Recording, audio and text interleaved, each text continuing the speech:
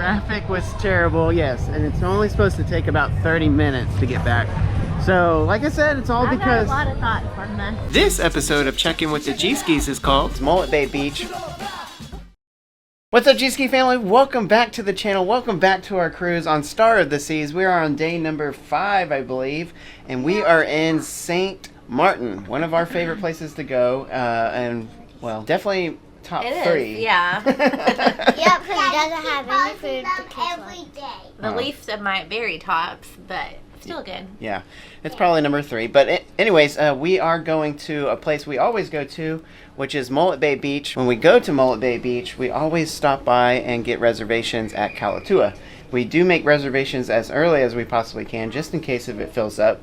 Mainly because the first time we ever came here, we had no reservations. We just went to Mullet Bay Beach, and we got there a little late, so all the public chairs and stuff like that, where you can buy for 15 bucks or whatever it is, were all taken, so we were kind of stranded without any seats or anything like that.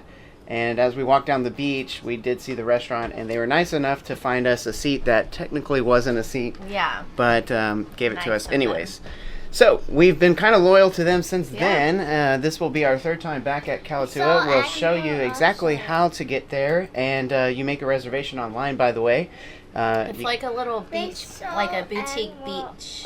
Yeah, it's a restaurant there, and basically, when you make a reservation between 10:30 and 11:30, it's basically an assumption that you're going to be on the beach in beach chairs and tables. And yeah, we'll show you more when we get there, so it's easier to explain, but that is the game plan today. So it doesn't actually open until 10:30. We can actually get off the ship at 8:30, so there's really no rush to do that. So we are actually going to get off in 7 minutes, which will be 9:30, because it roughly takes about 1 hour to get off the ship, that whole process, catch a taxi, bus, whatever you want to call it, and then get to Mullet Bay Beach. Now, the last tip I want to give you guys is make sure you check and see how many ships are in port, because that may set up how long it may take to get back from the beach. We'll explain more once we get to CIWTG, but we have had some bad luck with our first trip on that. So check and see how many ships are in port.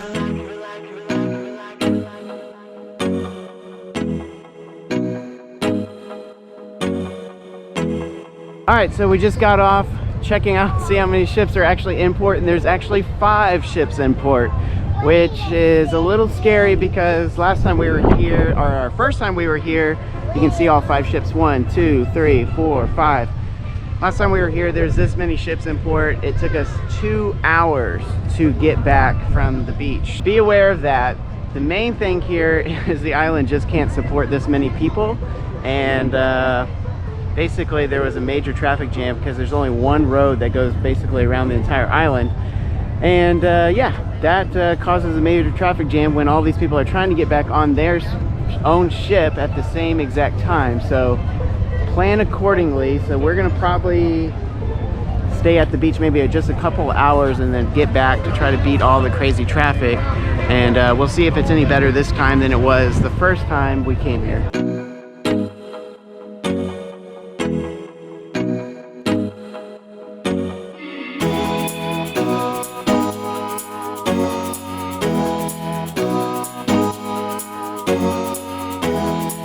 Once you get to the orange tent area, you want to look for the signs that are on the wall. That's where you want to go. You can talk to an attendant as well. They'll help you out. Just tell them how many people are going, but not many people try to go to Mullet Bay. Everyone's trying to go to Maho Bay, which is pretty standard. It's usually jam-packed there, so I wouldn't suggest going there unless you just love planes. But Mullet Bay is just around the corner from Maho Bay, so you can still see planes and get a little bit of an experience there with a way better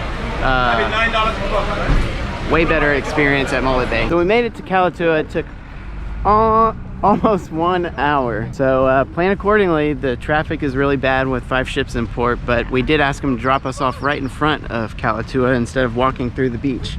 So that's helpful. Saves another 10 minutes of walking time. So we'll go ahead and get checked in and start enjoying our probably 2-hour long day.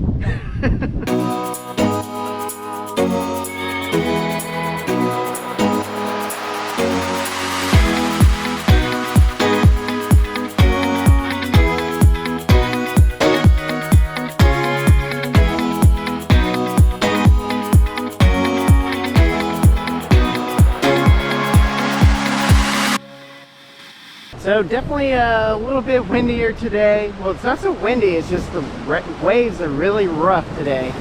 So we've been here 3 times, and out of the 3 times, 2 of those have been something like this. Which is a little unfortunate when you have kids, because you can't get too far, because those waves will take you out pretty quickly.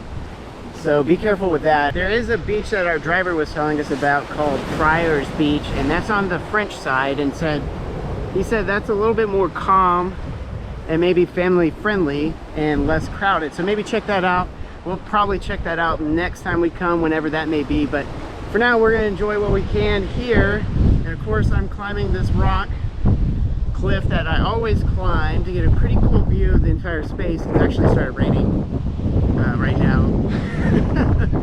But it looks like it's probably just going to quickly pass. But anyways, if you want a cool family photo, definitely climb this rock up here, and you get a really cool overlook, and I'll show you here in a second.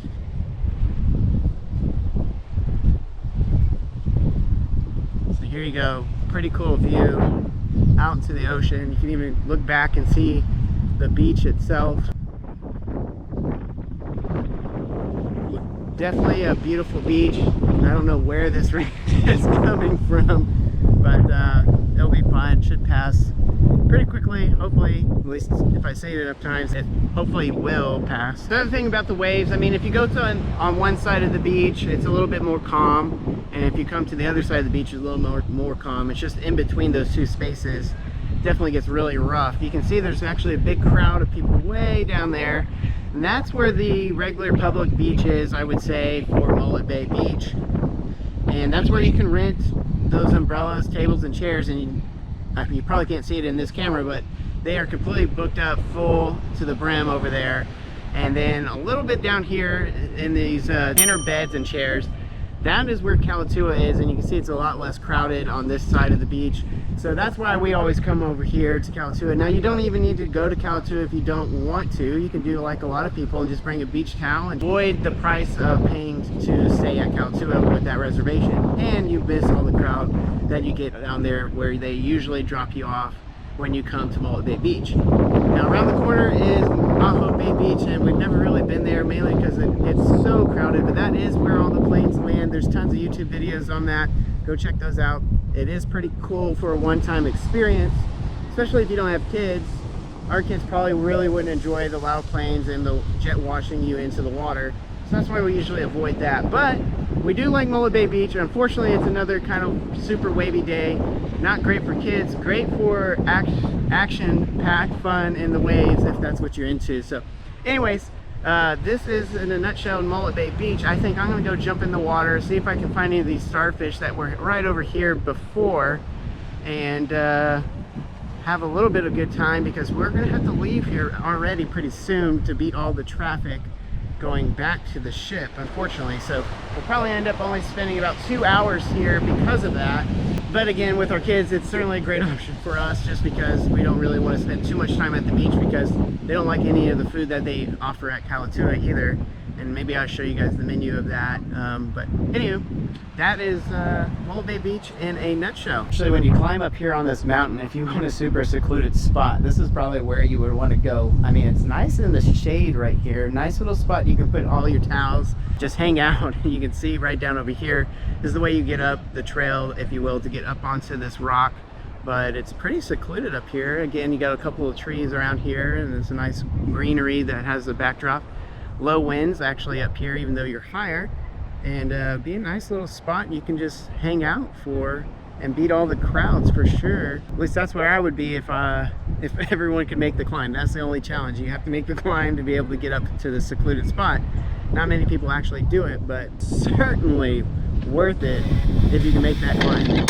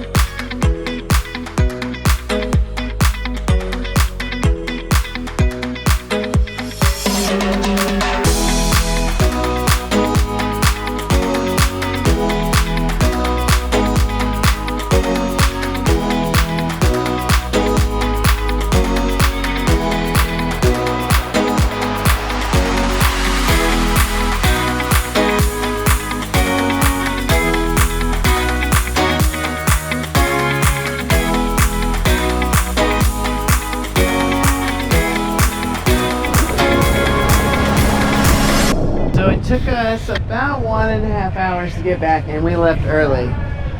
Like 1:10. Okay, so 1:10. But we left early. 35-minute drive. Traffic was terrible, yes, and it's only supposed to take about 30 minutes to get back. So, like I said, it's all because... I've got a lot of thoughts on this. Yeah, we'll say more in the room when we get back into our room anyways. But yeah, like I said, it's all because of how many ships are in port, and probably also the size of the ships in port, which Star of the Seas being the largest doesn't help.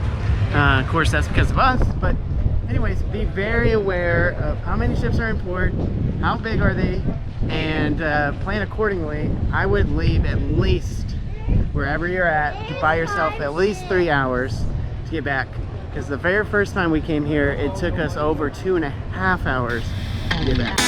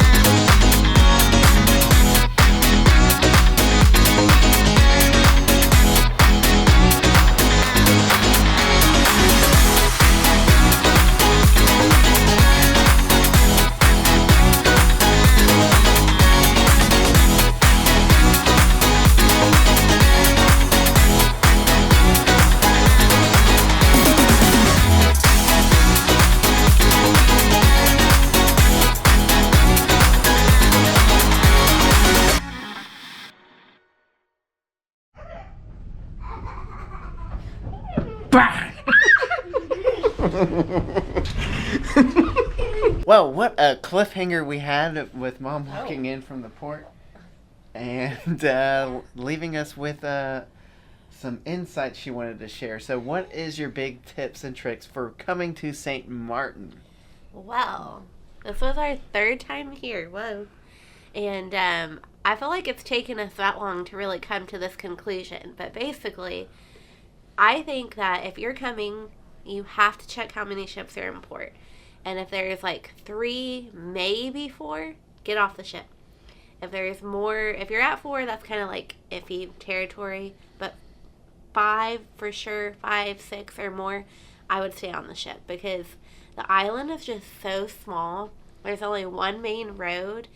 By the time you get off the ship, get your transportation out to one of the islands, and a lot of the really good islands are a ways, like 20, 30 minutes in good traffic. Beaches. Beaches, yeah.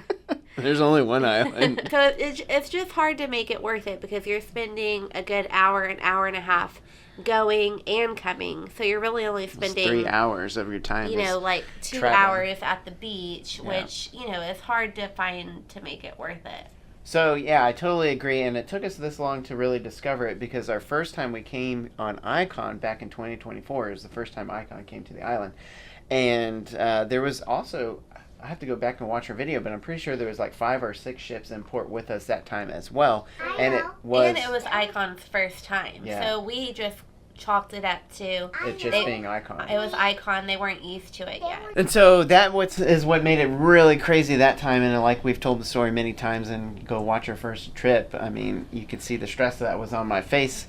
Coming back, it took us 2.5 hours, and we basically just got on the ship right on time. We left with 3 hours, and we're like, that's plenty of time.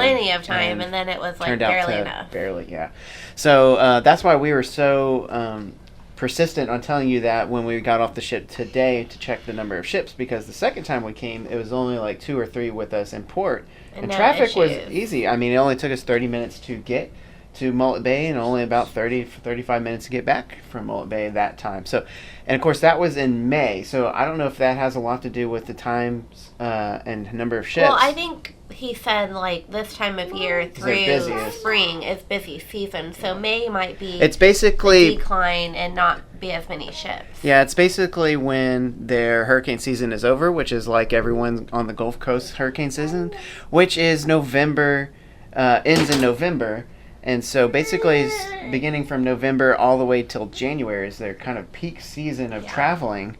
And so that's why they get so many ships in this time. So if that's the case, be very aware of that, and I agree. I would not get off the ship unless you go to maybe Friars Bay. So we've never been to Friars Bay, and we talked about it a little bit only because our driver recommended it.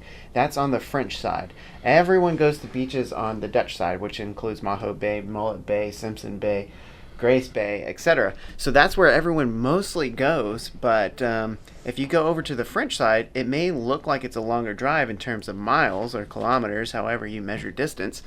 But when it comes to travel time, it may only take about 40 minutes to get there and come back, which is a lot quicker not as much than sitting in traffic going and staying on the Dutch side. So but I would personally probably not do that unless there are fewer ships in port. Well, there's only one way to find out. We're going to have to come back one day and hello, and see if that is in fact true. Of course, we don't have any plans on coming back anytime soon just because Icon is coming to Galveston and we'll be setting sail to our normal ports. Yeah. So maybe when the new Icon ship, Icon 4, yet to be named, comes back, we'll have to make another trip out here to Florida. And it may be the same itinerary. So, that was a lot to unpack there for St. Martin, which was, it was a nice day other than it was really rough. But again, yeah, I mean, not my favorite beach day, if I'm being super honest. Yeah. But, I mean, I think most of that is just travel time to and from, not a lot of beach time, rough waters, and some other stuff. So, yeah. But still a pretty day. Still was nice to go out there, and, you know, we still love it. It's a nice place and would recommend it. Yeah. Anyways, once we got back on the ship, believe it or not, we got to meet Sailor, which was awesome for the first time, officially meeting her. And I did ask the trainer, handler, or whatever you want to call her, her title, really nice lady, but I did ask her if she was related to Rover because I didn't know the answer, and apparently Sailor and Rover share the same mom or dad. I don't know what she said. Yeah, I don't think she was quite sure, but she knows it was one or the other. It's probably like more like a half sibling, not more. I hided a duck. Yeah. But I would say, you know, sometimes you just get lucky with Sailor. Another like tip is they always have Facebook groups for your specific cruise. If you type in Royal Caribbean, Star of the Seas, and then December 14th is when we sailed off. There will be a Facebook group for your cruise, and people will post in there a lot of times when they see her, and I just happened to look at my phone. Yeah, and it was only a 6-minute-old post, so we thought we had a pretty good chance of... Well, I didn't. I was like, there's no way she'll be there, but Michael was like, let's just run over there and see. She usually hangs out about 10 to 15 minutes in one spot. So if you do see a post like that, like Jennifer's saying on a Facebook group, definitely try to make your way over to go see her. And when we got over there was only one other person that was there. And I will say, both on Icon and on Star of the Seas, both for Rover and for Sailor, I've seen them both at the front of the ship, very, very front, just behind the Aqua Theater itself. They're inside the dome area where there's a bar. I think it's called the Overlook. Yeah, that's what it's called. And I've seen her there many, many times. And I think the main reason for that, or both dogs there many, many times, and I think the main reason for that is it's less crowded. Not many kids are really there. You can imagine how many kids they have to deal with of trying to contain kids to behave that and with the dog. Food and you know. So if you are trying to find her, I think that's a really good place to start. And I always seem to see her or see posts about her being there. Again, this goes for both Rover and Sailor around nighttime, around 6 o'clock. 7 o'clock, when people are also going to dinner.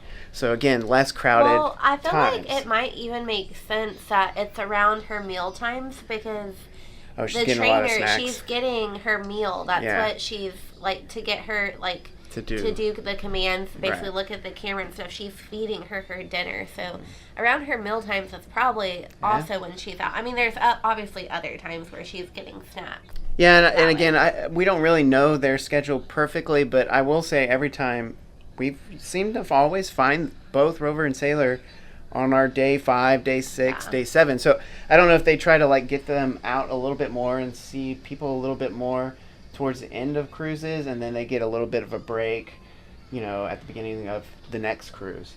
So anyways, it was cool to see Sailor. Very sweet, just like Rover. I mean, really well trained dogs.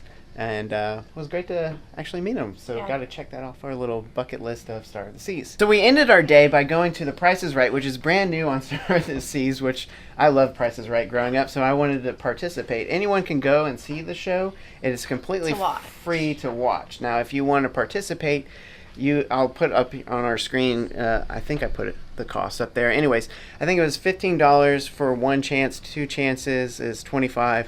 And then 6 chances is 60. And what that means is at the end of the show, they'll have the whole showcase showdown kind of style type thing. But then they'll also, while that's going on, you use those chances to try to guess the numbers of the big wheel spin of each participant. If you get all 3 guesses correct, meaning one participant spins a 55 and you guess that for 55, 60 or whatever it may be. If you get all 3 of those right, then you get a chance to go up on stage and spin the wheel to try to win a car. And there's also money, like thousands of dollars and things like that on the wheel as well. So believe it or not, the lady that got all 3 correct went up and won a car. And here's a clip of just that. All right, is she going to win a new car tonight, everybody? Let's find out. Grab that wheel there, and we're going to count you down. Here we go in 3, 2, 1, go! All right, now, where's it going to land? The audience is very nervous out there tonight, everybody. No.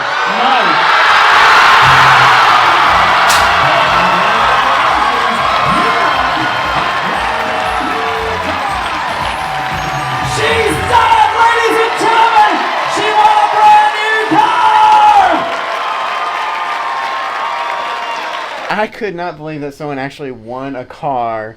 I didn't think the chances were really big, but apparently to the game show host guy, this was actually the second time. They won one last month and won one this month. So it is actually possible to win a car, believe it or not, on the cruise ship, which is kind of crazy. I think you have better chances of winning something here than in the casino. Yeah. The other thing is the top 10 players get, or finalists get to onboard credit. Well, it's not onboard credit. I'm not sure what they get. They get it something from the casino. There's the toilet.